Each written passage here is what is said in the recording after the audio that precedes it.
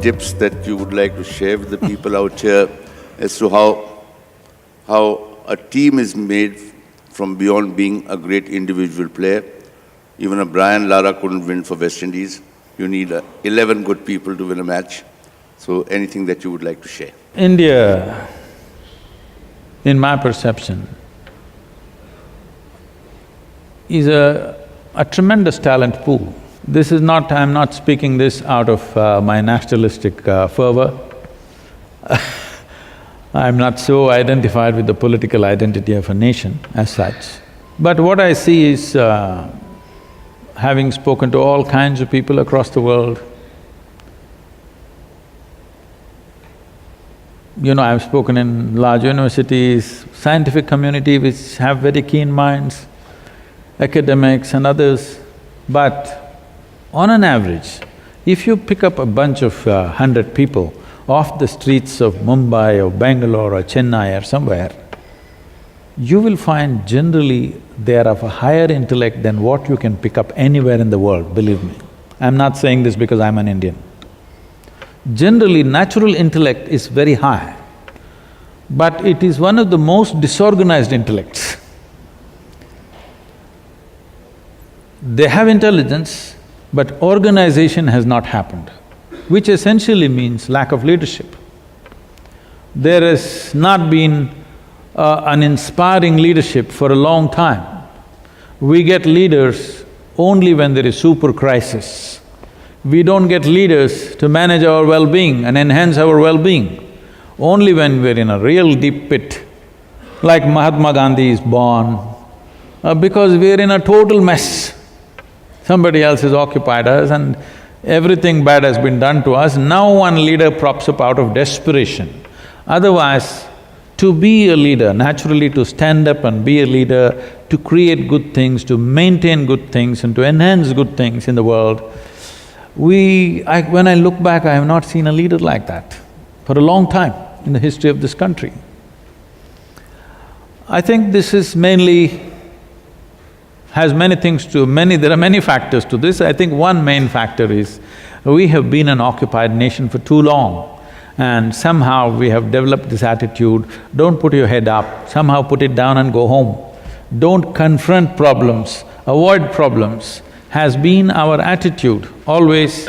I think even today mothers are teaching their children, if there's any problem on the street, just put your head down and come home. Don't try to fix it, that's not your problem. Essentially, a leader means in some way you're willing to confront problems. You're willing to seek out problems and possible problems and fix them before they happen. But that attitude has not been there, so we've not built leadership. And also being an occupied nation, we did not build many layers of leadership. If a good leader comes up there, everybody will start worshipping him. A leader does not need worship. He needs many tiers of leadership for him to find traction and do something meaningful. If his leadership has to find expression in the world, or in a nation, or in a state, or in an industry or whatever, you need many tiers of leadership.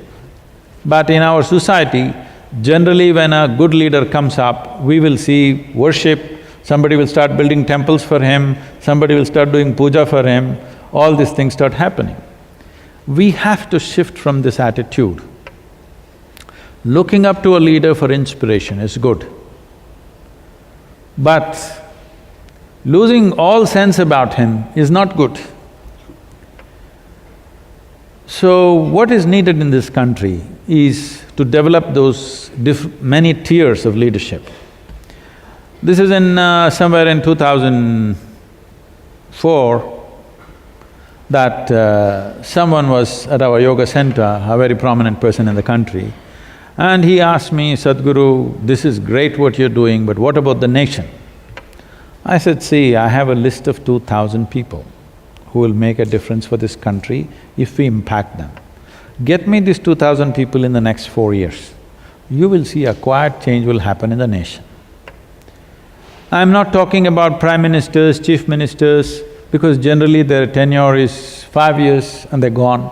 But there's another set of leaders in the society who may be business leaders, who may be bureaucratic leaders and social leaders of various kinds, who have a solid 25 to 30 years to impact. Because if you're thinking of any kind of serious impact, you have to think at least 25 years at a time, otherwise nothing significant can be done. So we've been trying to reach them and touch them. Now I can say about 42% of these 2,000 people across the country we have touched, they are bringing about a quiet, silent revolution. Because in my perception, a revolution is not about, I want you to change. This is not a revolution. This is a problem. This is the basis of all problems. I want you to change.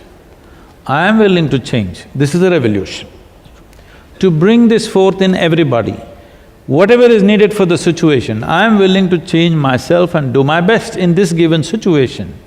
This is a revolution. This is the revolution we need in this country right now, because everybody is stuck to their own mindsets, their own caste, their own creeds, their own whatever, different kinds of things. Everybody is an activist for his own causes. There is no bloody cause which is good enough in this world except human well-being. There is no other cause which is worthy of human attention. If we don't dedicate ourselves to that, if we dedicate ourselves to that, everyone in some way will become a leader. If your fundamental thing when you step out of your home, if your thing is, today wherever possible, whichever way possible, I will impact as many people as possible. What I'm saying is, let's say you come in touch with 10 people. If 10 people come your way today, you can either impact them positively or negatively, or you can let it pass by. Whatever the nature of your job, whether you are just a salesperson, sales manager, manager, whatever you are up there, even if you're a beggar on the street, you know, beggar has the maximum number of clients per day. It doesn't matter who you are. I have seen beggars who are positively impacting anybody who comes to them, they're saying the right things. I'm saying in every possible way, either you can positively impact somebody, negatively impact somebody, or let it pass. So according to one's capacity to do things, depending upon one's intelligence, competence, capability and the position that we hold at a given moment, our impact may be small or big, but we can impact. If we exercise this right, if we exercise this choice every moment of our life, wherever you are, you always impact whoever comes in touch with you, you will positively impact them in whatever way possible. You are a leader, how far you will go? Let us see the competence and then, suppose you are an IT engineer, you have information technology ideas 1,000 years ago, all right? Maybe you would remain unemployed right through your life, but you could still impact people. I'm saying the time also decides how impactful we are at a given time in history. But the important thing is that you take up this responsibility. Whoever comes in front of you, you will in somehow make a positive impact on their life. If you start doing this, you are a leader. Whether what capacity you function in depends on variety of things that will anyway arrange itself over a period of time.